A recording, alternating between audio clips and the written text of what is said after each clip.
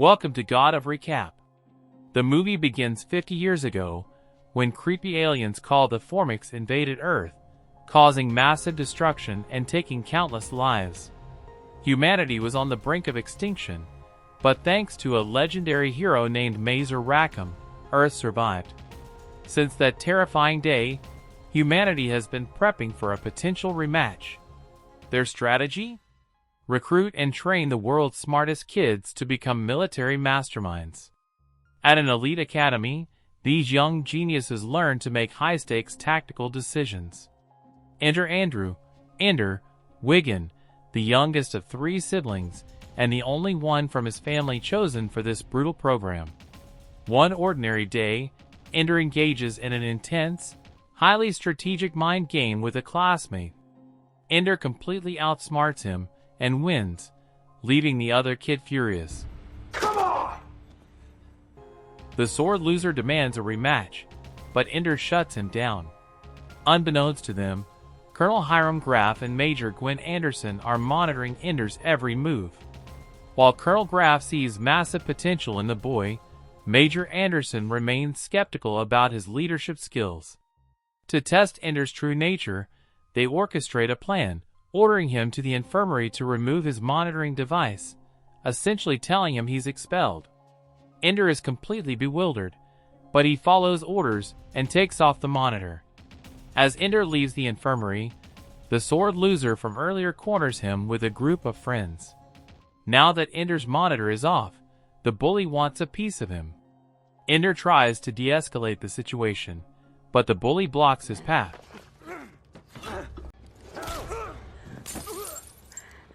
Left with no choice, Ender grabs a nearby object, smashes it into the bully's face, and continues kicking him even after he goes down. The other kids finally step in to pull Ender off, completely shell-shocked.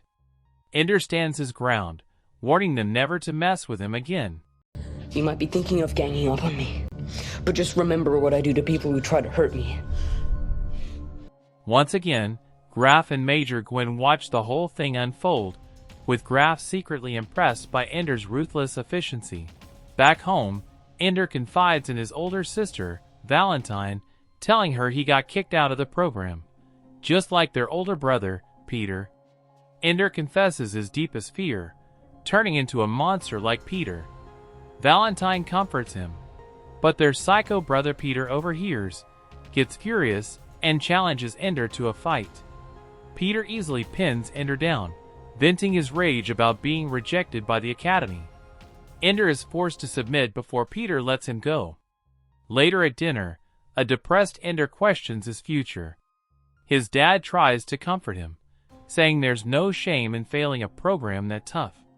Suddenly, their dinner is interrupted by Colonel Graff and Major Anderson showing up at the door.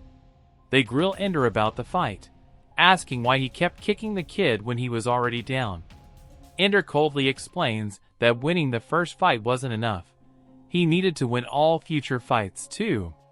Blown away by this tactical mindset, Colonel Graff officially invites Ender back into the program. Ender's parents worried about Colonel Graff's reaction to their son's violent streak, but the colonel requested to speak with Ender alone. Stepping outside, Graff explained the grim reality. Earth desperately needed brilliant minds like Ender to defend humanity from the Formics. He offered Ender a spot at battle school for advanced, brutal training. Ender accepted, packing his bags and leaving his life behind. Soon, Ender, Graff, and Major Anderson boarded a spaceship bound for battle school in deep space. Finding a seat in the back, Ender met his new classmates, including a boy named Bean. The two immediately hit it off, playfully mocking each other's names. Once the ship launched, the sudden zero gravity caught the recruits off guard. As Eli began to feel severely airsick, Bean quickly tossed him a barf bag. Colonel Graff entered the cabin to check on the recruits and noticed Ender smiling. When pressed about his grinning, the clever boy remarked that he found the colonel's floating posture amusing. Graff praised Ender's sharp observation skills, a move that instantly alienated Ender, drawing resentful glares from the other kids. Finally, the shuttle docked at Battle School, a massive space station.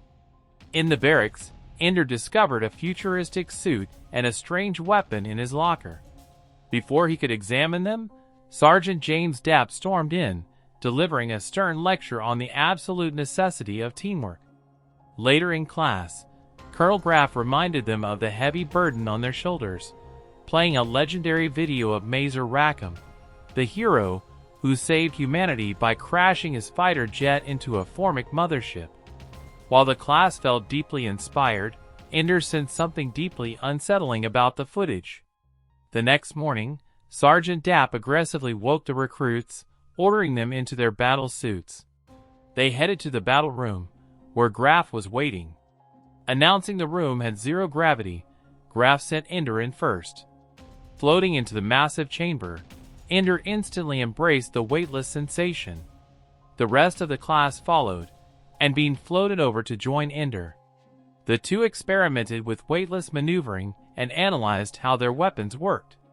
To prove the guns were non-lethal, Ender fired a test shot. My leg's frozen. Intrigued, they shot each other in the leg, causing the hit limb to instantly freeze in place. Thrilled by the mechanics, Ender dared Bean to shoot him straight in the chest, completely freezing his entire body. Afterward, Graff gathered everyone, announcing they would soon compete against rival teams. Sergeant Dapp explained the rules. While scoring points mattered, the ultimate objective was to successfully sneak one teammate through the enemy's gate without getting frozen. During a rare quiet moment, Ender penned an email to his sister, Valentine. He detailed the grueling hand-to-hand combat training, which constantly reminded him of his abusive brother, Peter. Frustrated, Ender noted that no one actually knew how Mazer Rackham truly defeated the Formics, nor did anyone understand the aliens' motives. He deeply doubted whether he could fulfill Graff's immense expectations. Ender closed the email, confessing how much he missed her. Suddenly, Dapp and Graff walked in. Graff strictly ordered the students to keep their distance from one another, demanding they see each other as rivals rather than friends. Suspicious, Ender asked if the school was blocking their outgoing mail. Graff admitted they were, stating it kept the recruits focused on war instead of family. After Graff left, an infuriated Sergeant Dapp punished Ender for speaking out of turn, forcing him to do push-ups and declaring he would never salute a kid like him. Undeterred, Ender confidently replied that Dapp would salute him very soon. Dapp doubled the push-ups to assert dominance before ordering lights out. As the other boys smirked, Ender climbed into bed and booted up a game on his school computer. In the game, Ender controlled a rat forced to choose between two goblets, one of which was poisoned. Eli woke up and watched over his shoulder. Realizing the school's psychological game was trying to force a violent mindset upon him, Ender intentionally tested both goblets, discovering they were both poisoned. Breaking the game's rigged rules, Ender took matters into his own hands, brutally fighting and defeating the giant troll instead. Meanwhile, Graff and Anderson monitored Ender's gameplay once again, thoroughly impressed by his unorthodox strategy. As soon as he finished, they transferred him to a new squad. Before his departure, Eli wished him luck. Ender joined his new team, the Green Salamanders, a legendary unit famous for their undefeated streak.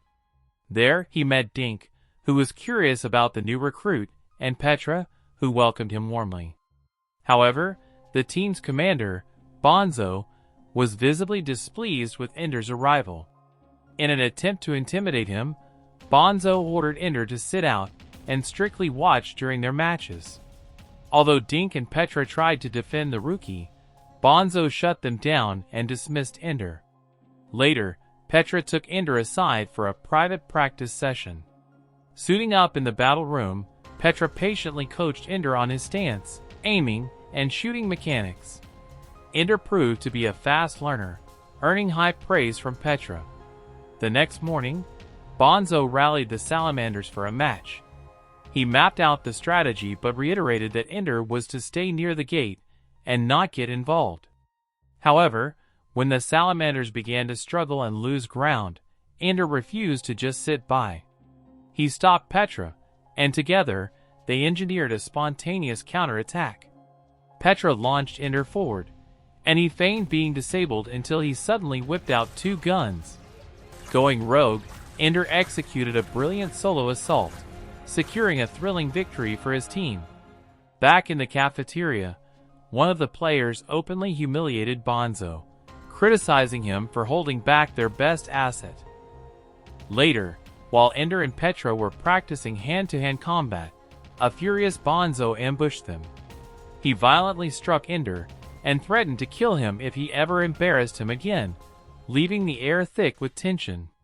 Shaken, Ender returned to his quarters and booted up the psychological game. This time, the game warped him to a surreal landscape where a creature morphed into his sister, Valentine. She led him to an eerie mansion, where the rat avatar transformed into Ender himself. Inside, Ender discovered Valentine trapped inside a massive crystal ball, just as a terrifying serpent lunged at him. Ender fought back with savage violence. Suddenly, Peter's face appeared within the crystal, accusing Ender of becoming a cold-blooded killer. Terrified, Ender immediately shut down the game. Unbeknownst to Ender, Colonel Graff had witnessed the entire digital simulation and was deeply disturbed by its dark outcome. When Major Anderson confessed her complete ignorance regarding the game's mechanics, an agitated Graff ordered her to purge it from the system entirely. Shortly after, Graff summoned Ender to commend his outstanding performance. Ender used the moment to express his intense dislike for Bonzo. Seizing the opportunity, Graff offered Ender a promotion, commander of a newly revived, classified unit called the Dragon Army. Sergeant Dapp escorted Ender to his new quarters, revealing that his hand-picked roster already knew they were assigned to him. Doubting his own leadership, Ender asked Dapp if the recruits would actually follow him. Without a word, Dapp simply smiled and saluted Ender, fulfilling the boy's earlier prediction. Ender then walked in to meet his diverse crew, which included familiar faces like Dink, Bean, and Eli. Ender demanded mutual respect among them, vowing to forge them into the ultimate team. Meanwhile, Colonel Graff faced immense pressure from the international fleet to finalize the graduating class. To accelerate the process, he launched a surprise, unannounced wargame. Alerted to the sudden trial, Ender woke his squad, shouting that it was go time. Battle with Salamander and Leopard in 5. Come on! In the frantic rush, one teammate severely sprained an ankle. Dink escorted the injured recruit to the infirmary, while the rest sprinted to the battle room. Sensing an ambush, Ender cautiously scouted the chamber. Suddenly, Dink returned, accompanied by Petra, who had been ordered by Graff to act as their emergency substitute. Ender and his crew instantly adapted, orchestrating a lightning-fast strategy. Ender positioned Dink at the front line to shield Petra, maximizing her elite marksman skills. Executing the plan flawlessly, they completely blindsided the opposition, wiping out 12 enemy players in the opening assault.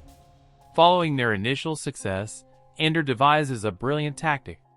He ties a rope to Bean, launching him into the chamber to scout for hidden threats. Bean spots all 20 enemy players holding strategic, defensive positions. When the enemy opens fire on Bean, Ender reels him back to safety, and Bean briefs the squad on the grim situation. Refusing to back down, Ender and his team engineer a daring plan to blindside both opposing squads.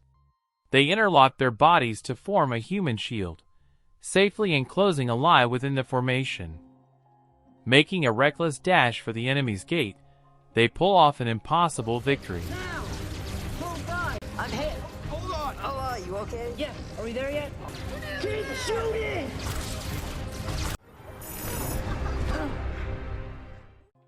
Later, while Ender is taking a shower, a furious, humiliated Bonzo corners him, demanding a one-on-one fight. Ender tries to de-escalate the situation, but Bonzo's rage is blinding. As Bonzo charges, Ender uses the scalding shower water to defend himself. Outmaneuvering him, Ender almost breaks Bonzo's arm, but stops to offer a warning. Bonzo lunges again, forcing Ender to deliver a brutal kick that leaves Bonzo severely injured with a shattered spinal cord. Overwhelmed by guilt and terror, Ender cries out for help. Outside the infirmary, he and Petra anxiously wait for updates on Bonzo's condition. When Anderson tries to comfort the traumatized boy, Graf abruptly stops her, dismissing both her and Petra. Ender asks about Bonzo, and Graf cold-bloodedly lies, claiming Bonzo is just being sent back to Earth to recover. Ender begs to go with him, declaring he is quitting the program. Disgusted by Graf's emotional manipulation of the child, Major Anderson officially resigns on the spot. Back on Earth, Valentine spots Graf's car at her house and rushes inside, only to find Graf talking with her mother. Graf convinces Valentine to join him for a private meeting with Ender at a secluded beach. Reunited, Ender pours his heart out, confessing the psychological toll of his combat experiences, and Valentine deeply resonates with his pain. Making a reckless dash for the enemy's gate, they pull off an impossible victory. Ender questions Mazer about the iconic propaganda footage of his heroic sacrifice, asking why the tape abruptly cuts off. In response, Mazer plays the unedited video, revealing that he actually ejected via parachute a split second before his jet collided with the alien vessel. The full recording also uncovers a shocking secret. The moment the primary Formic ship was destroyed, the rest of the alien fleet dropped dead instantly. Mazer explains that the Formics operate under a hive mind ruled by a queen. Eliminate the queen, and the entire army perishes. When Ender asks if anyone has ever actually laid eyes on a Formic queen, Mazer admits that no one ever has. The next day, Mazer reunites Ender with his core crew, including Bean, Petra, Eli, and Dink, who greet him enthusiastically. Mazer briefs them on the escalating crisis on the Formic homeworld. Facing severe overpopulation and depleted resources, the aliens are rapidly expanding their military might to colonize other worlds.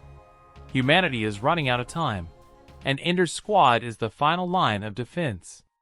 Their preparation shifts to hyper-realistic combat simulations.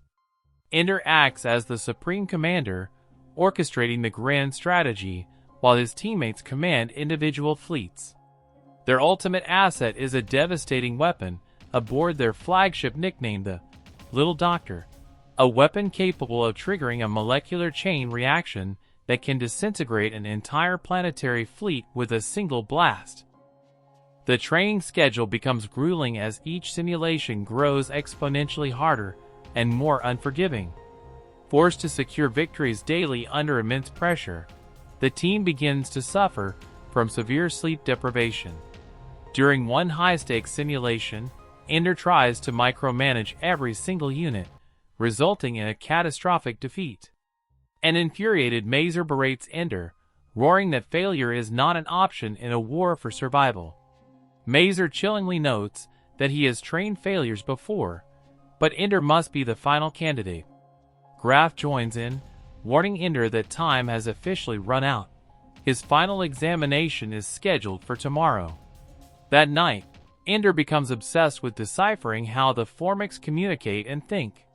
He vents his theories to Petra, but she remains skeptical about ever understanding an alien species. Urging him to get some sleep before the final test, she wishes him a good night. The climactic day arrives, and Ender meets his squad in the simulation chamber, flanked by high-ranking military dignitaries. Colonel Graf announces that a victory today will officially crown Ender as a fleet commander, while Mazer wishes them luck. As the simulation boots up, they are immediately confronted by an overwhelming swarm of Formic warships. Ender locks in and commands Petra to ready the Little Doctor. Receiving the coordinates, Eli engages the front line to create an opening. Petra fires a direct hit into the heart of the alien cluster, completely vaporizing it. However, the Formics immediately deploy a massive secondary fleet in a relentless counterattack.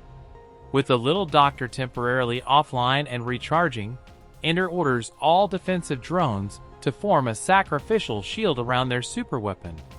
Making a high-stakes gamble, Ender decides to abandon their remaining fleet, ordering Petra to bypass the swarm and aim the weapon directly at the Formic homeworld itself.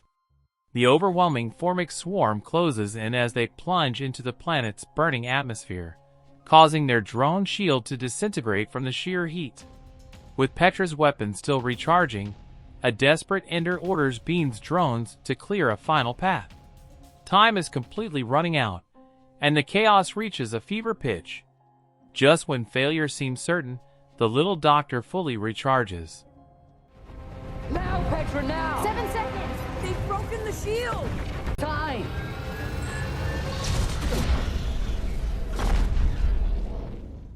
Petra fires a direct shot, unleashing a cataclysmic chain reaction that incinerates every living thing on the planet.